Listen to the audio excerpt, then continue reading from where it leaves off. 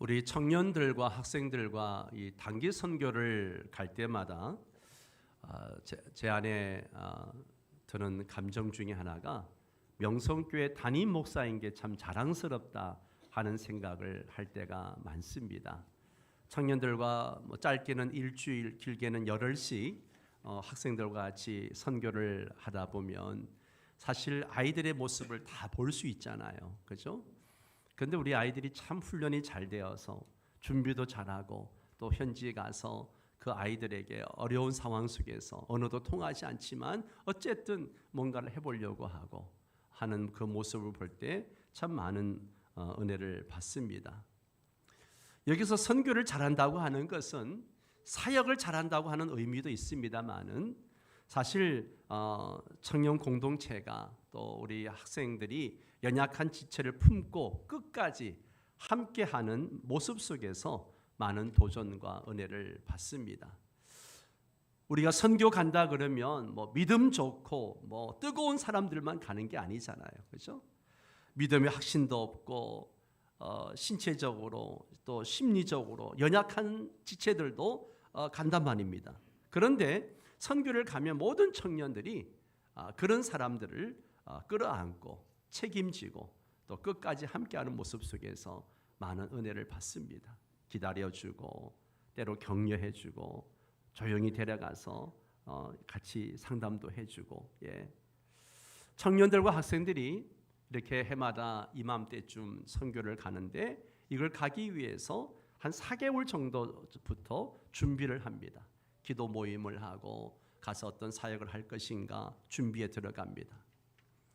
그런데 그 중에는 선교가 뭔지도 모르면서 지원을 해서 많은 사람을 당황스럽게 하기도 하고 공동체를 힘들게 하기도 합니다. 그런데 누구 하나 그런 사람을 탓하지 않고 끝까지 품고 가는 모습을 보면서 이 담임 목사로서 참 고맙고 감사할 때가 있습니다. 어떤 때는 담임 목사보다 낫다. 나는 막 화가 나고 저런 놈들을 왜 데려왔을까? 속으로 이런 마음도 들기도 드는데 우리 청년들은요 그런 아이들을 끝까지 품고 인내해주고 하는 모습을 봅니다. 그렇게 품어주니까 처음에는 그렇게 아주 날 것 같은 그런 청년들이 선교지에서 다듬어지고 하나님을 경험하고 새롭게 변화되는 모습을 봅니다. 우리 미얀마에 있는 신정호 이현영 선교사님도 청년들을 얼마나 많이 칭찬하는지 몰라요. 그분들이 선교팀을 한두 팀 받아 받겠습니까? 그죠? 20년 넘게 사역을 했으니까 많은 팀들을 받아 받겠죠. 그런데 정말 우리 교회 청년들이 너무너무 준비를 잘하고 또 선교를 잘한다라고 그렇게 칭찬을 아끼지 않습니다. 우리 청년들과 학생들이 매년 이런 성숙한 모습으로 선교를 하니까 아마 그래서 이 선교가 20년 넘게 그렇게 이어오고 있지 않는가 하는 생각을 하기도 하고 또 이런 선교의 영향으로 청년 공동체가 부흥하고 있는 그런 요인 중에 하나라고 저는 생각합니다. 여러분 우리 교회 청년부와 중고등부가 이 선교 공동체로 꾸준하게 성장할 수 있도록 계속 많은 기도와 격려를 부탁을 드립니다. 요즘 우리 사회를 지배하고 있는 문화가 바로 개인주의라고 이야기를 합니다. 나만 잘 되면 된다. 내 삶은 내가 책임지는 거다. 내 믿음도 내가 알아서 한다. 심지어 신앙도 개인 취향처럼 그렇게 다루려고 합니다. 그래서 교회 안에서도 이런 말들이 자연스럽게 나오죠. 주일 예배만 잘 드리면 되지 않습니까? 굳이 구역 예배에 참석해야 됩니까? 사람들에게 상처받기 싫어요.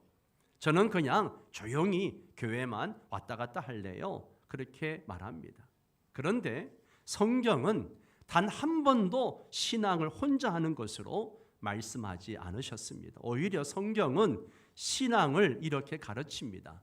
믿음은 하나님을 향해 혼자 서는 것이 아니라 하나님 앞에서 함께 서는 것이다. 그렇게 성경은 말하고 있습니다.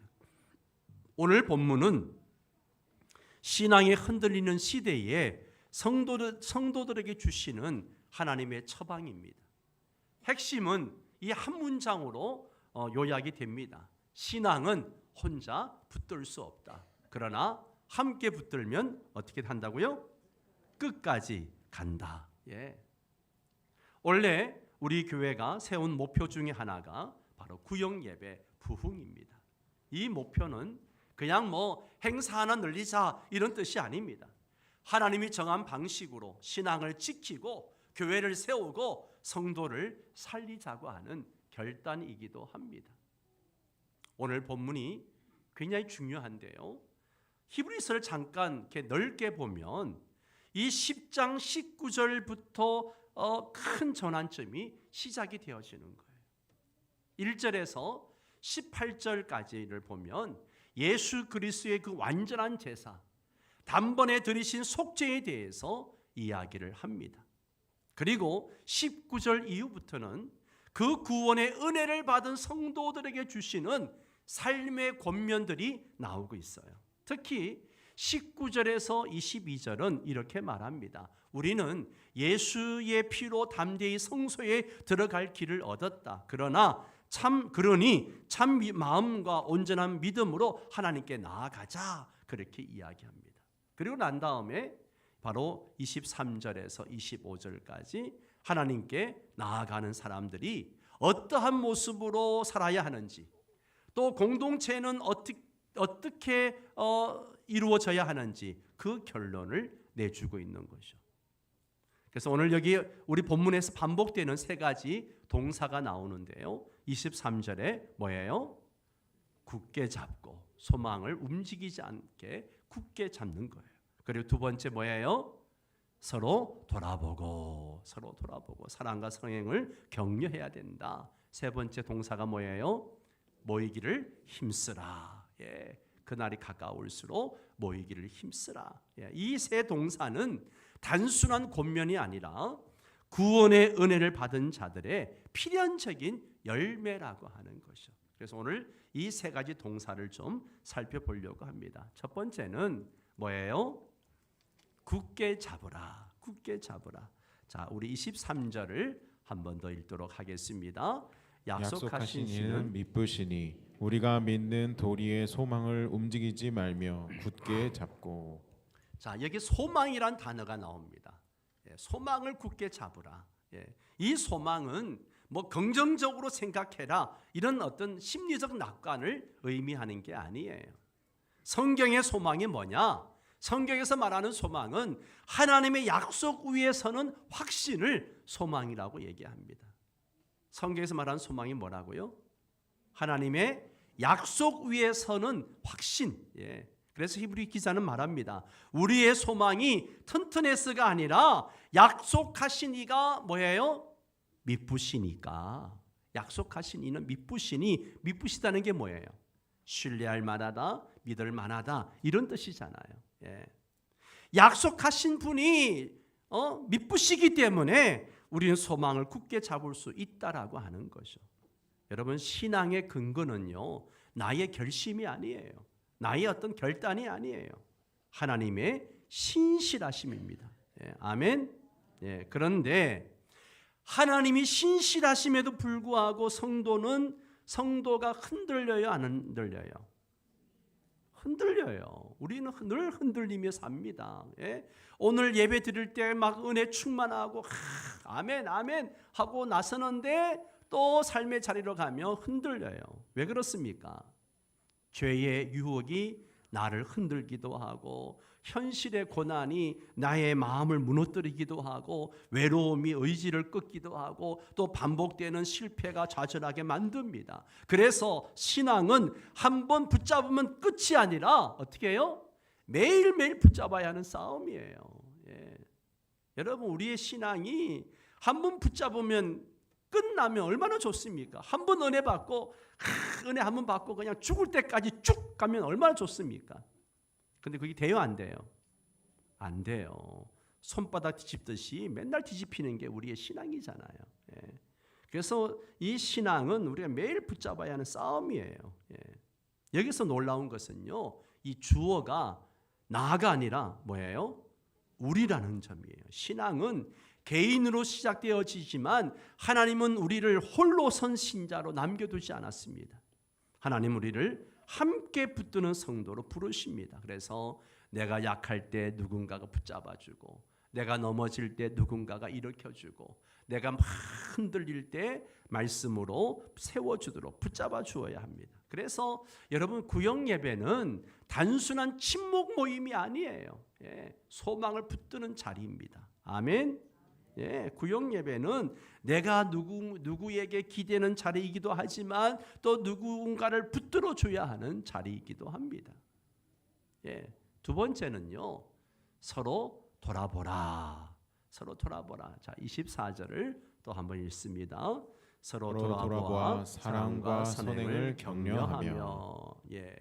여기에 서로 돌아보라라는 말은요, 그냥 잘 지내라 이런 인사가 아니에요. 원문이 가진 의미는요, 주의 깊게 살피다, 의도적으로 관찰하다, 책임 있게 관심을 두다, 이런 원어적 의미가 있는 거예요. 여러분, 히브리서 기자는 성도들이 서로에 대해서 영적 무관심 상태로 살아가는 것을 심각한 위험으로 보고 있다는 것이죠. 성도는 결코 혼자 방치되어도 괜찮은 존재가 아닙니다. 하나님은 양을 혼자 두지 않으시고 교회를 통해서 서로를 지키게 하시는 목자적 질서를 세우셔서, 이게 개혁주의의 교회론 중에 하나입니다. 양들은 반드시 목자의 돌봄이 필요한 거예요. 그래서 공동체 안에서 저 사람은 요즘 잘 지내는가? 저 사람 말씀 위에 여전히 잘 서 있는가? 마음은 식어 있진 않은가? 이런 질문들이 사라질 때, 이런 궁금증이 사라질 때 신앙은 이미 위험한 지점에 들어간 것이라고 할 수 있습니다. 그래서 우리가 서로를 향해 바라볼 때에 저분은 일주일 동안 어떻게 지내셨을까? 지난번에 어떤 문제가 어려움이 있다고 했는데 그게 어떻게 되었을까? 이러한 것들이 계속 질문들이 생겨나야 되고 그것을 관심 가져야 되는 거죠. 히브리서 기자는 말합니다. 사랑과 선행으로 격려해라. 여기서 중요한 점은요, 이 사랑과 선행이 가만히 있으면 막 자연적으로 막 발생하고 생기는 그런 것이 아니라는 거예요. 본문은 분명히 말합니다. 사랑과 선행은 격려를 통해서 일어난다는 거예요. 격려. 즉 신앙의 열매는 혼자 조용히 신앙생활 할 때보다 서로의 삶을 나누고 말씀으로 도전받고 서로 의식하면서 살아갈 때 더 분명히 드러나는 것입니다. 교회를 은혜의 결과물이 아니라 은혜가 막 작동하는 현장으로 보는 거예요. 그래서 구역 예배는 그냥 친해지기 위해서 모이는 모임 이전에 사랑과 선행이 막 훈련되어지는 뭐예요? 영적 공간이 여러분의 구역 모임이에요. 아멘. 너무너무 중요합니다. 그래서 공동체는 신앙의 장식품이 아니라 신앙이 실제가 되는 훈련장입니다. 누군가의 상처를 들으면서 함께 기도해주고, 누군가의 필요를 보면서 섬김을 배우게 되고, 누군가의 막 변화된 모습을 들으면서 도전받기도 하고 소망을 다시 얻게 되기도 합니다. 많은 성도들이 공동체를 부담스러워하는 이유는 간섭받을까 봐, 그게 귀찮아서 안 들어가려고 해요. 교회 와도 그냥 남들에게 간섭받을까 봐 그냥 눈인사만 하고 조용히 앉았다가 조용히 가서 혼자 그냥 신앙생활 하려고 해요. 구역 예배 같은 데 들어오라 그러면 아이고 부담스러워서 도망가는 거죠. 여러분, 그러나 성경이 말하는 서로 돌아보면요, 이 감시가 아니고 뭐예요? 보존입니다. 정죄가 아니라 회복이고, 비교가 아니라 격려이고, 통제가 아니라 보호라는 사실을 기억해야 됩니다. 히브리서 기자가 이 권면을 하는 이유는 딱 한 가지예요. 한 가지입니다. 성도가 낙심 속에서 혼자 무너지는 것을 막기 위해서입니다. 그래서 교회를 성도의 안전장치라고 하는 거예요. 구역 예배는 누군가의 신앙이 흔들리고 무너질 때에 가장 먼저 반응할 수 있는 하나님의 손과 발이 바로 구역 예배인 줄 믿습니다. 히브리서 이 명령은요, 이런 우리가 함께 예배드리는 이런 대그룹에서는요 실행되기 어렵잖아요. 예배 드리다 말고 참 집사님 어려움이 있다고 그러는데 어떻게 됐어요? 물어볼 수도 없고, 예배 드리다 말고 뭐 궁금해가지고 물어보고 뭐 기도해주고 할 수 없잖아요. 그러나 구역 예배에서는 가능합니다. 얼굴을 알고 서로의 삶을 알고 기도 제목도 알고 부재를 느끼고 그런 아픔을 공유할 수 있기 때문입니다. 그래서 구역 예배는 교회 부속물이 아니라 교회가 실제로 작동하는 최소 단위가 바로 구역 예배입니다. 성경이 말하는 지체됨은 바로 이런 관계 속에서 드러나는 거예요. 사랑하는 성도 여러분, 오늘 이 말씀 앞에서 우리는 이렇게 질문해야 됩니다. 나는 누군가의 신앙을 의식하면서 살고 있는가? 누군가의 신앙을 의식하면서 살고 있는가? 저 사람의 신앙을 내가 본받아야 되겠다, 내가 배워야 되겠다, 이런 걸 의식하면서 살고 있는가? 내 신앙은 공동체 안에서 열려 있는가? 나는 구역 안에서 돌봄의 대상이자 돌봄의 주체로 살고 있는가? 원래 구역 예배 부흥은 그냥 구역 예배 모임 횟수를 늘리는 게 목표가 아니에요. 서로 돌아보는 영적 감각을 회복하는 것입니다. 한 사람의 이름을 마음에 품고 내가 기도하는 것. 예배에 보이지 않으면 궁금해서 연락해 보는 것. 왜 예배 안 나왔을까? 말없이 지친 성도의 모습을 먼저 알아보고 다가가서 집사님, 권사님 힘든 일이 있으세요? 알아보고 다가가는 것이죠. 이 작은 순종들이 하나님께서 정하신 방식으로 성도를 끝까지 붙드는 통로가 됩니다. 여러분, 우리가 서로 돌아볼 수 있는 이유는 분명합니다. 그것은 주님께서 우리를 먼저 돌아보셨기 때문입니다. 죄로 멀어진 우리를 외면하지 않으시고 십자가에서 끝까지 돌아보시고 지금도 저와 여러분을 위해서 중보하고 계시는 주님. 그 은혜를 받은 자들이 서로 돌아보고 서로 격려하며 살아가는 거 당연하잖아요.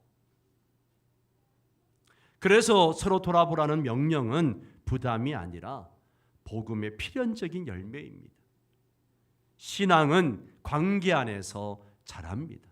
관계 안에서 자라요. 그리고 그 관계는 하나님이 주신 은혜의 통로입니다. 은혜의 통로예요. 이것이 히브리서가 말하는 교회의 모습이고 성도의 삶입니다. 마지막 세 번째로 모이기를 힘쓰라, 그렇게 말하고 있습니다. 자, 25절을 함께 읽습니다. 나는 어떤 사람들의 습관과 같이 하지 말고 오직 권하여 그날이 가까움을 볼수록 더욱 그리하자. 아멘. 히브리서 기자는 가능하면 모여라, 형편이 되면 모여라, 할 수 있으면 모여라, 그렇게 말하지 않아요.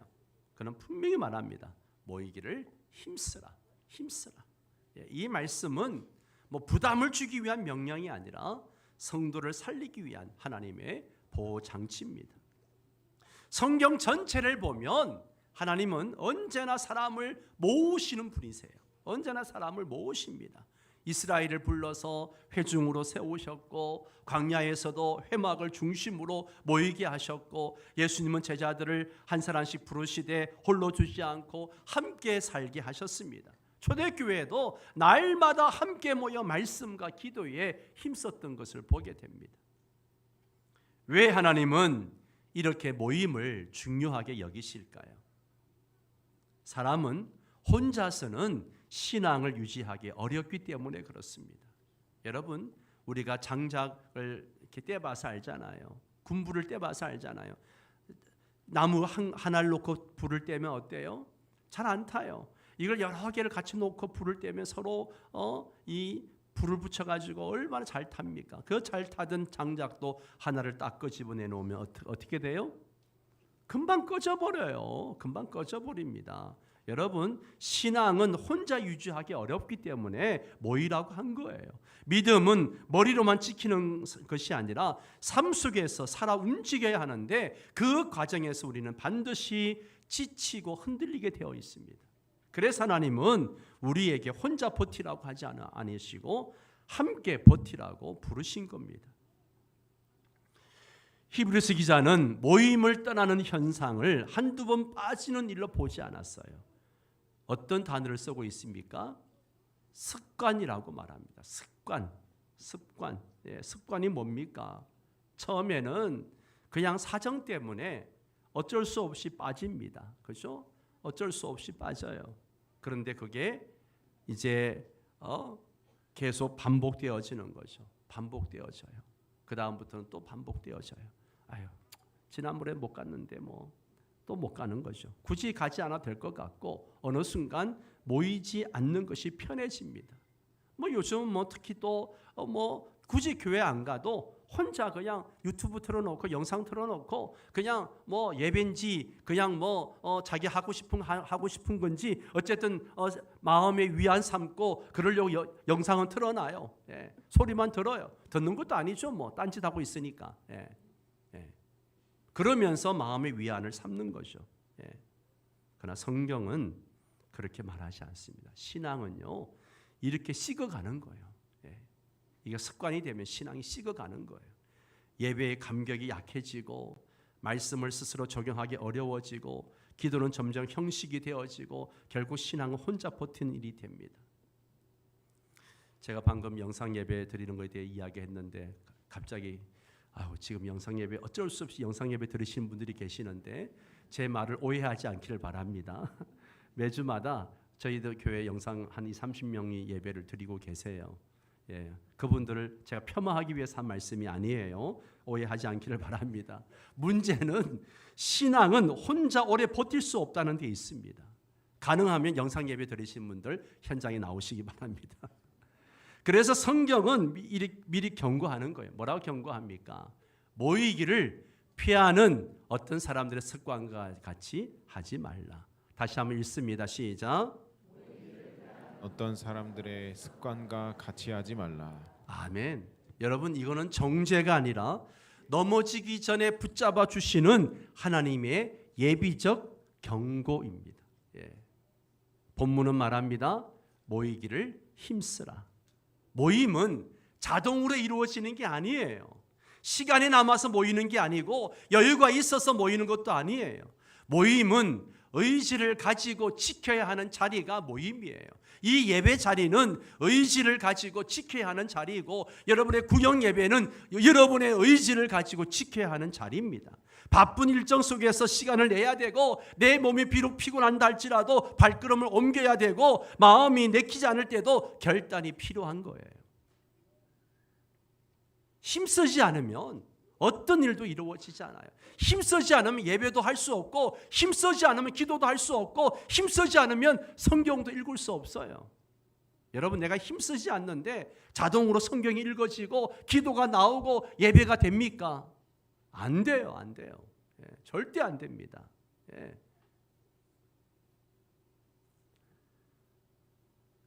우리가 이런 모임에 힘쓸 때에 얻어지는 놀라운 사실들이 있어요. 그게 뭔가 하면 모이고 나면 오히려 내가 힘을 얻는다는 거예요. 예. 아멘입니까 여러분? 모이고 나면 힘을 얻어요. 가기 전에는 귀찮았고 다녀오면 마음이 편해집니다. 함께 기도하고 말씀을 나누고 나면 다시 한 주를 살아갈 힘을 얻는 거예요. 그래서 모임은요 에너지를 소모하는 자리가 아니라 뭐예요? 에너지를 회복하는 자리인 거예요. 예. 이 예배의 자리가 여러분의 에너지를 회복하는 자리가 되기를 바랍니다. 여러분의 구역 예배가 에너지를 회복하는 자리가 되기를 바랍니다. 히브리서 기자는 모이라에서 멈추지 않고 서로 권하라고 이야기합니다. 오직 권하여, 오직 권하여. 여기서 권면은 강요가 아니에요. 사랑에서 나오는 초대입니다. 괜찮아요? 요즘 많이 힘들어 보여요. 이번에 같이 예배합시다. 저도 함께 기도할게요. 예. 여러분 이 말 한마디가 한 사람의 신앙을 다시 살려내는 생명의 끈이 될 수 있습니다. 많은 성도들이 교회를 떠날 때에 큰 사건이 있어서 떠나는 것이 아니라 아무도 자신을 찾지 않고 알아주지 않고 무관심 때문에 떠나는 경우가 더 많습니다. 그래서 모임은 장소보다 관계가 먼저입니다. 히브리서 기자는 계속 말합니다. 뭐라 그래요? 그날이 가까움을 볼수록 더욱 그리하자. 그날이 가까움을 볼수록. 세상이 좋아질수록 밝아질수록 모이라는 말이 아니에요. 세상이 어두워질수록, 삶이 버거워질수록, 믿음을 지키기 어려울수록 더 모이라고 말씀하고 있습니다. 우리의 삶의 경쟁은 더 치열해지고, 사람들은 점점 더 고립되어지고, 관계는 얕아지고, 마음은 쉽게 지칩니다. 이럴 때 필요한 것은 혼자 더 강해지려는 몸부림이 아니라 함께 서 있는 공동체예요.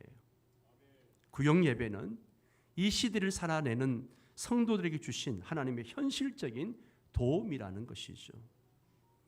성도 여러분, 원래 구역 예배 부흥을 말할 때 우리는 이렇게 초대할 수 있어야 돼요. 시간이 남으면 오세요. 가능하면 오세요. 이게 아니라 우리 모임에 당신이 필요합니다. 그렇게 말해야 됩니다. 모임은 신앙에 강한 사람만을 위한 자리가 아니라 오히려 지치고 흔들리고 힘든 사람을 위한 자리입니다. 그러므로 이렇게 결단합시다. 따라서 합니다. 모임을 미루지 않겠습니다. 모임을 가볍게 여기지 않겠습니다. 모임을 가볍게 여기지 않겠습니다. 모임을 통해 서로를 살리겠습니다. 모임을 통해 서로를 살리겠습니다. 이런 결단이 필요합니다. 여러분, 원래 구역 예배 부흥을 위한 세 가지 결단이 있습니다. 구역 예배 부흥을 위한 세 가지 결단. 이걸 나누고 함께 기도하도록 하겠습니다. 첫째는 뭐예요? 같이 읽습니다. 나는 혼자 신앙생활 하지 않겠습니다. 원래는 혼자라는 말을 내려놓읍시다. 여러분, 혼자는 편해 보이지만 결국 영원히 고립되어지는 거예요. 두 번째, 같이 읽습니다. 네, 구역 예배는 받는 자리이기도 하지만 돌보는 자리가 될 때 살아납니다. 한 사람의 이름을 품고 기도하기, 한 주에 한 번 안부 메시지 보내기, 예배 결석한 지체를 찾아가서 관심 갖고 물어보고 권면하기, 작은 행동이 공동체를 살립니다. 세 번째, 같이 읽습니다. 시간이 남아서가 아니에요. 생명이라서 모이는 겁니다. 가능하면이 아니라 힘써 모이겠습니다. 한 번 더 발걸음 옮기겠습니다. 그 자리에서 하나님 우리를 세우실 것입니다. 성도 여러분, 신앙은 혼자 붙들 수 없어요. 그래서 하나님 우리에게 길을 보여주신 겁니다. 굳게 잡으라, 서로 돌아보라, 모이기를 힘쓰라. 이 말씀은 부담이 아니라 하나님의 사랑의 안전장치입니다. 우리를 끝까지 데려가시기 위한 은혜의 길입니다. 원래 우리 교회가 구역 예배를 회복할 때 그것은 단지 모임이 늘어나는 것이 아닙니다. 낙심한 자가 다시 소망을 붙들고, 외로운 자가 다시 사랑 안에서 회복되어지고, 넘어졌던 자가 다시 일어서며 교회가 진짜 몸으로 움직이게 되는 것입니다. 그러니 우리는 이렇게 고백해야 됩니다. 주님, 제 신앙을 혼자 붙들지 않겠습니다. 주께서 주신 공동체 안에서 서로 손을 붙들며 끝까지 가겠습니다. 오늘 설교의 결론 문장입니다. 같이 읽습니다. 시작. 붙들 수 없습니다. 그러나 함께 붙들면 끝까지 갈 수 있습니다. 아멘. 아멘. 우리 다 함께 일어나셔서 찬양하도록 하겠습니다.